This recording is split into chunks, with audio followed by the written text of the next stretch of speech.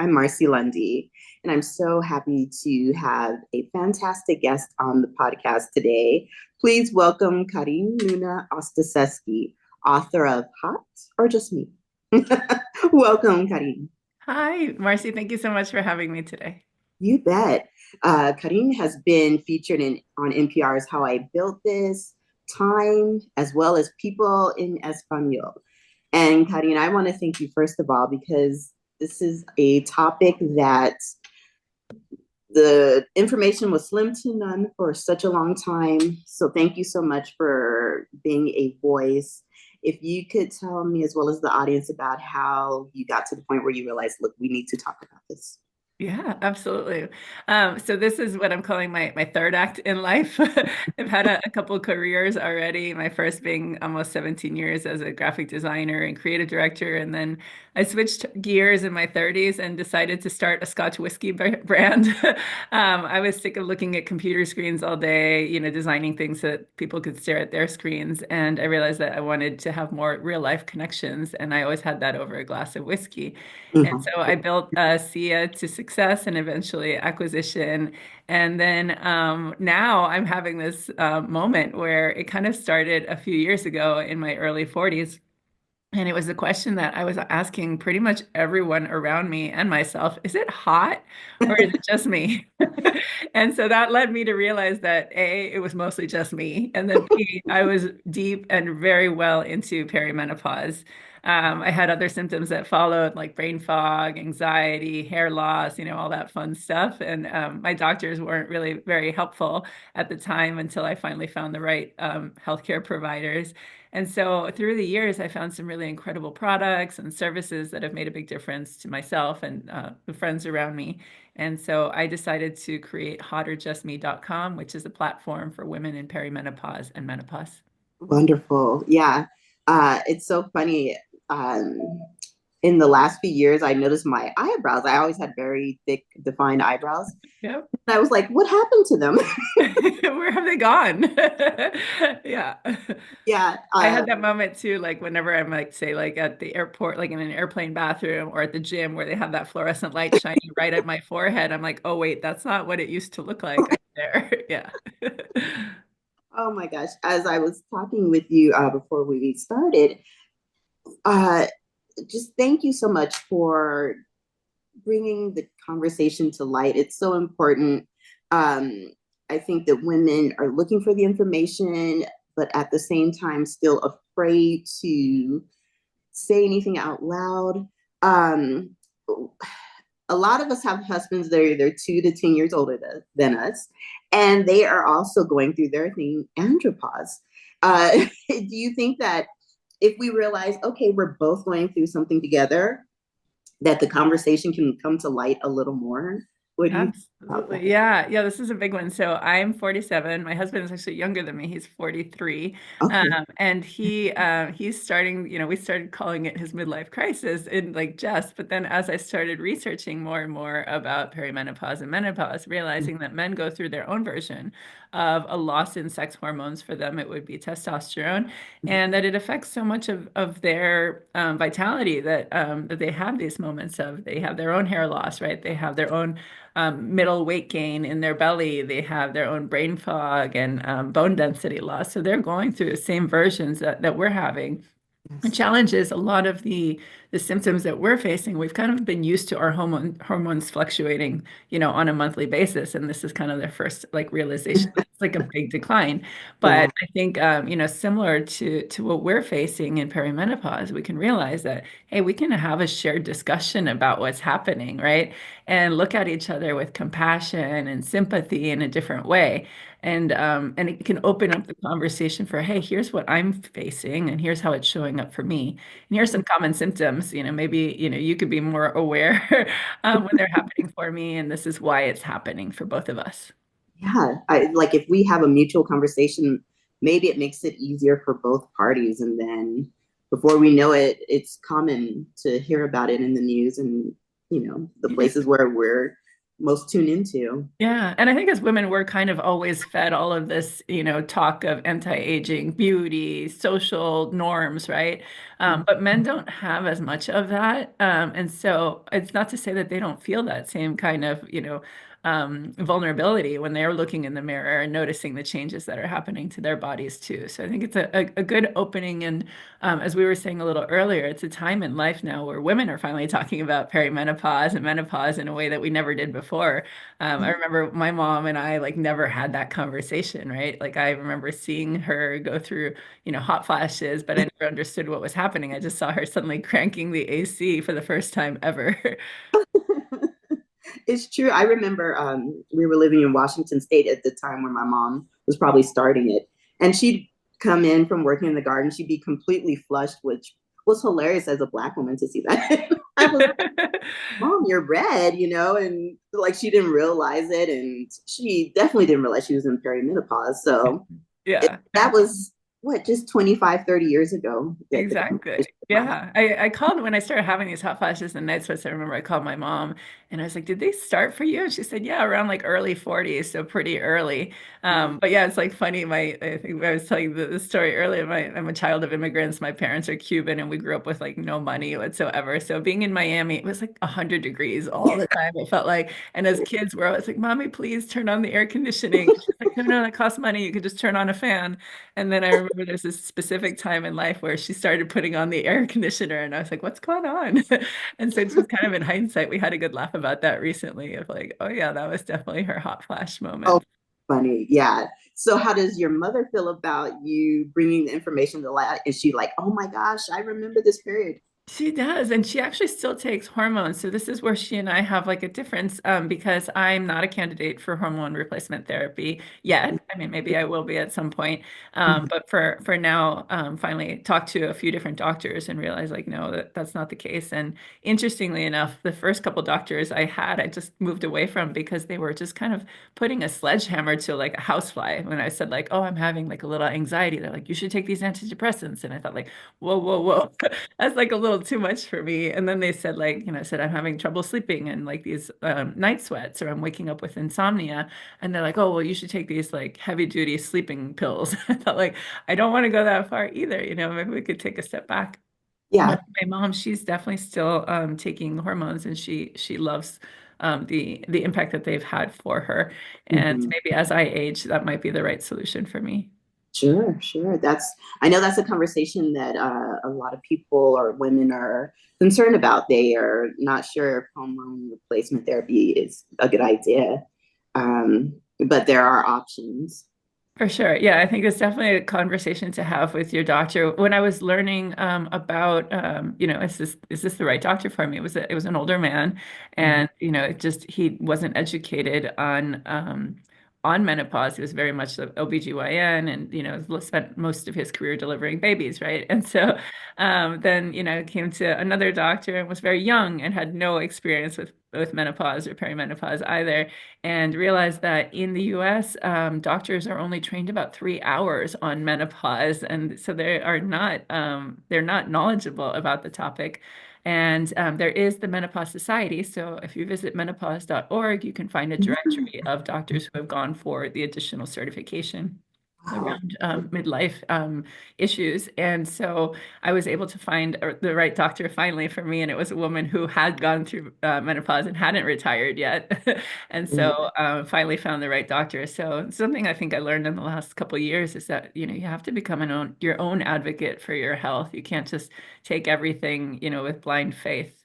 That's true. Yeah. Thank you for menopause.org. That's a great tool for people to know.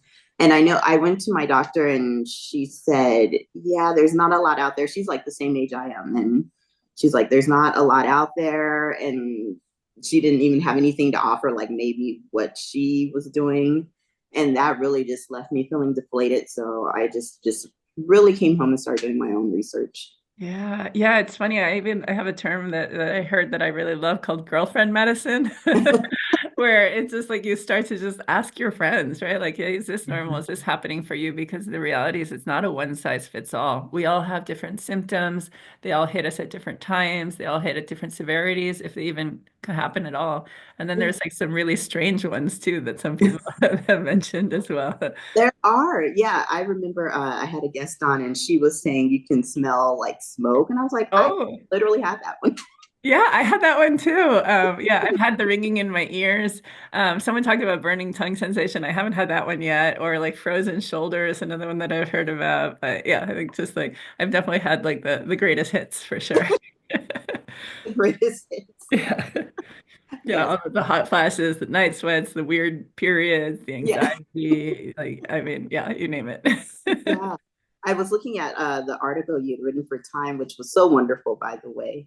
And then just watching the video with Halle Berry, like it was like, thank you, you're gorgeous, and you're going there. Like we need that. For sure. Yeah. I mean, I think that there was just this like social stigma that we couldn't talk about it. And, you know, the media, especially, right? Like a lot of these, like Hollywood people couldn't talk that they were aging, right? They had to like, be as young as possible or pretend that they were. And then now it's very much like that they're embracing their aging and realizing that us as their fans are happy, right? Like we are happy that they're talking about this because it makes them relatable and it makes it just, something that we can bring out into the open after so long of just kind of not knowing what was happening or just not wanting to talk about it. Right. Yeah. I mean, before I realized what was going on, I just thought, okay, it's just menopause when we lose our period for a consistent year. I had no idea that perimenopause. Yeah, the 3 to 10 years before that of like Yeah, all the fluctuations as yeah. our estrogen declines. Yeah, It's like that's what we need to have the conversation about. for sure. Yeah. So let's talk about a lot of women are in their 40s and even in your late 30s, you have children going through puberty, and then here you are. Yeah. So, Yeah. uh, what would you say to women who they're also raising children and the hormone situation for the household is a complete mess? Oh, Marcy, I have so much to unpack here on this one. So I have a daughter, I have three kids. One of them is starting into puberty for sure. And it's just been interesting. It hit me one day when she was crying and I said, "What's wrong?" And she's like, "I don't know why I'm crying." And I was just like, "Oh my God, I can relate to that."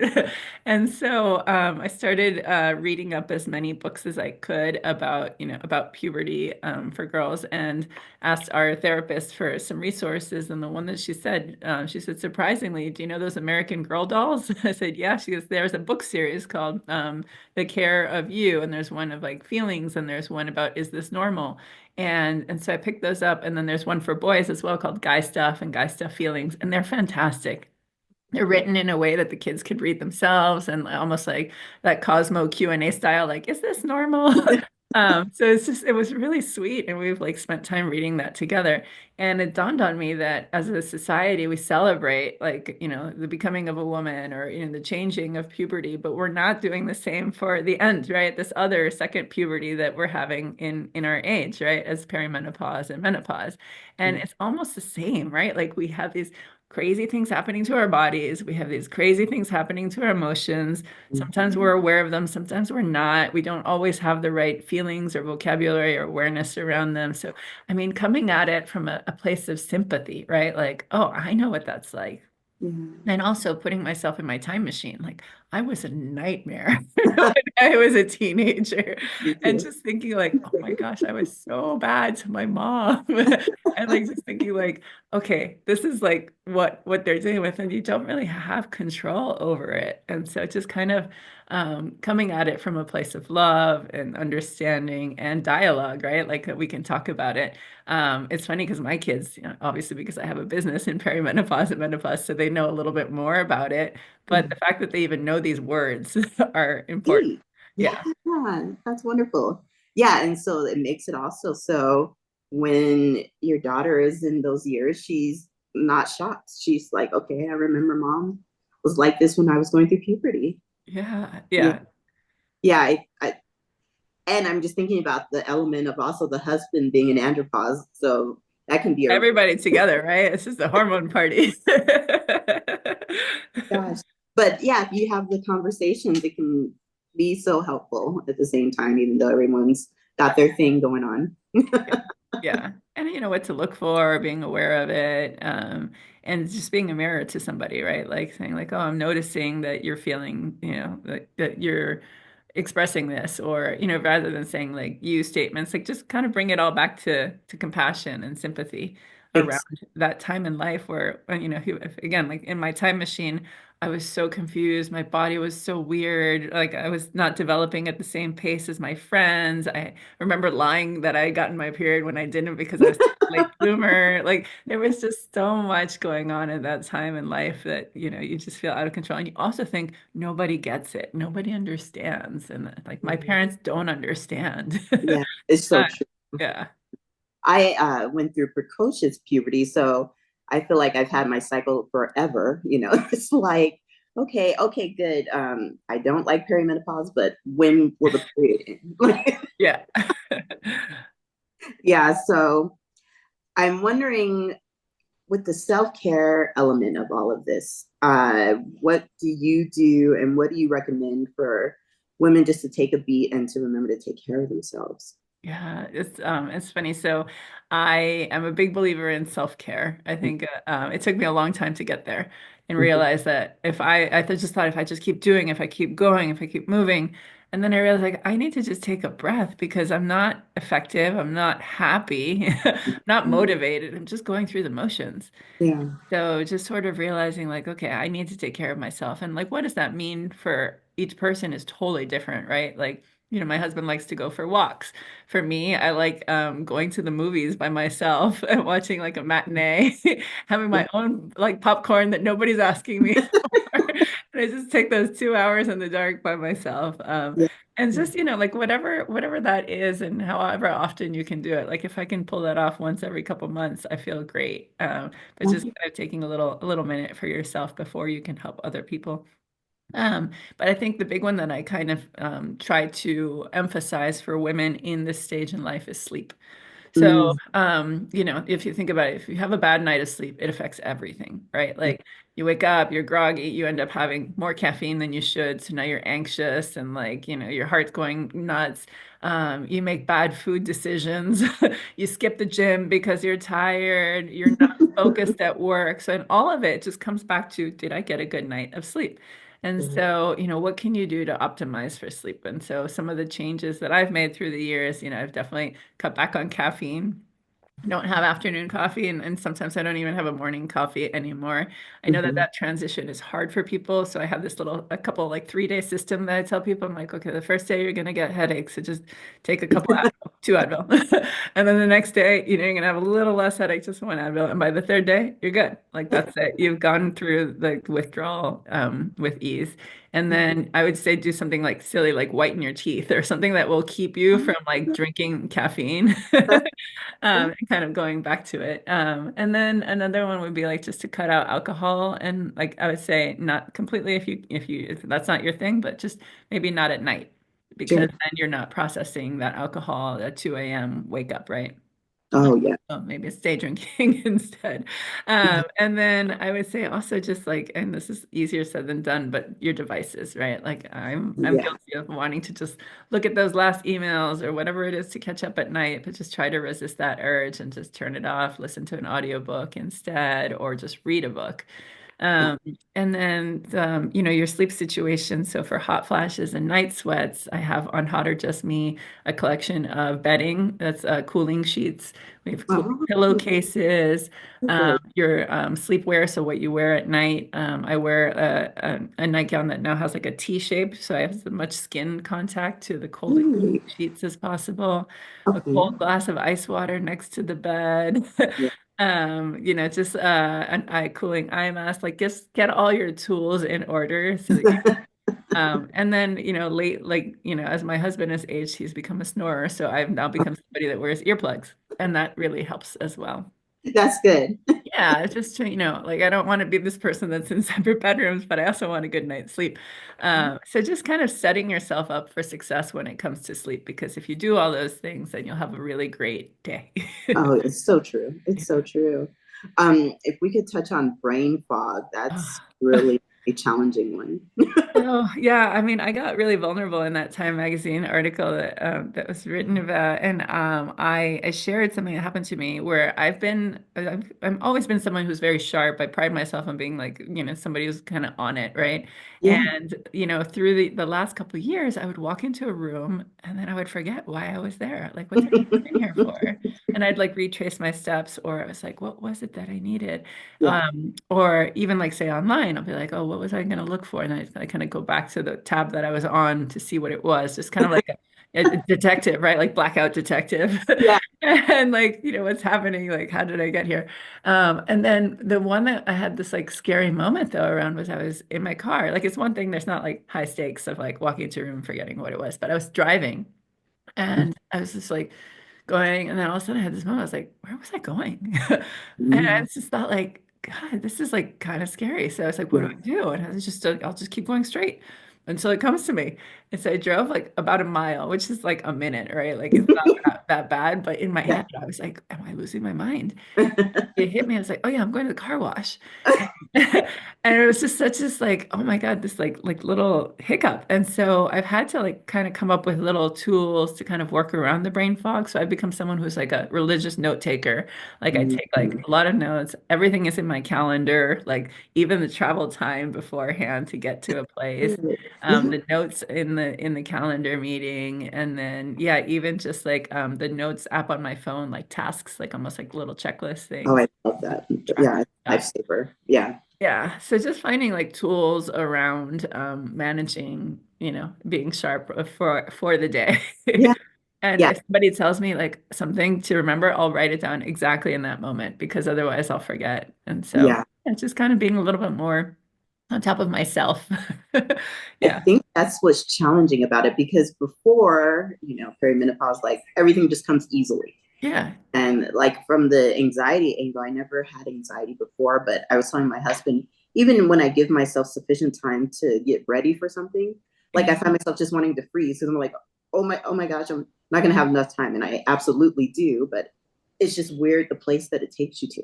Yeah, yeah, it's bizarre, and I find it sometimes in the morning, like getting the kids out to school too, where it's Yeah. like it's the same thing every single day. Yeah. It's like I'm still like, we're gonna be late. We're gonna be late for school.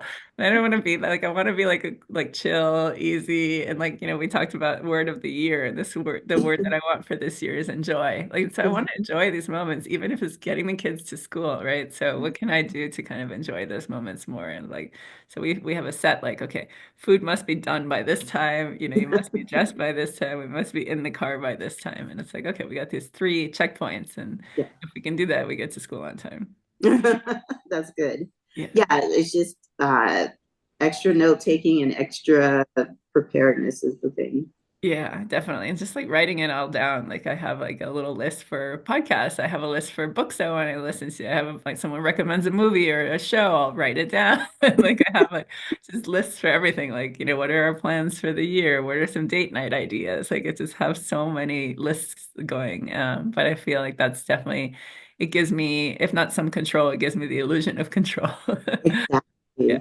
Yeah, another guest that I have on, Selena Blackmore, she was saying that she likes to do vision boards, and I thought, what a great idea, because that's another way to like have our game plan for what we want and need to do, and a Yeah. way to do it, which is cathartic, just to kind of calm us down. Yeah, my girlfriend and I, we do this every year. Cut out clippings from magazines. You put Mhm. together a collage of what you want your year to be. And what I've gone through, rather than just like she has it like on a poster board on her desk, but I took a screenshot, a photo of it, and I put it as my like wallpaper on my phone and on my desktop too. So that's just a constant reminder of like Yeah, what's important, what am I working towards, and just whatever I'm doing right now, does this align with what I want to have my big picture? yeah, and it's another fun thing. Like when we were talking about, it's sort of like just reverse of puberty. When we were teenagers, we were doing these vision boards and cutting out We were, and here we are again, right? Like it's just like I the know. cycle of life is just full circle. So, Yeah, so I should sit and do it with my daughters. I think that they would really fun. enjoy it. Yeah. Yeah, I tend to use Pinterest a lot because it's the same sort of technique. I Yeah. just love it. I should do that. I'm gonna write that one down. So you have a little gift for the listeners if you don't mind sharing what that is. Yeah, so we have a 10% off discount for your listeners. If they use the code podcast, they'll get 10% off of their purchase. Wonderful. And I can't thank you enough because like I said, it just was really frustrating actually typing in perimenopause and in the beginning seeing nothing. And it's Yeah. like, oh my gosh, come on. Yeah, and it's interesting because like we also sometimes we don't search for perimenopause. We wake up, or we write, why am I waking up in the middle of the night? Or we write, why are my periods so weird? Or why are they so heavy suddenly? Or like just the symptoms, right? Versus the like to What's take a step happening? back and say, hey, these are all common symptoms of perimenopause. Yes, And once yes, we start going down that rabbit hole, we start to find, hey, I'm not alone here, which is the best feeling. yeah. And kudos to you and the ladies of Gen X that are talking about it. Like, someone has to start somewhere. So thank you. Oh, well, thank you so much for allowing me to share Hot or Just Me with your listeners. Absolutely. And your name is just beautiful. I just, as I told you, I didn't want to mess it up. And it's Uh, just stunning. So, Karin, thank you. it's a pleasure. Thank you so much. All right, all. Please take advantage of Karin's wonderful discount. And also, Karin, if anyone wants to get in touch with you, how would they do so? Sure. So you can find me on any of the social platforms at Hot or Just Me, Okay, or you can use the contact form at www.hotorjustme.com. perfect. Okay, thank you so much for being on. Thank you. All right. All right, everyone, take care.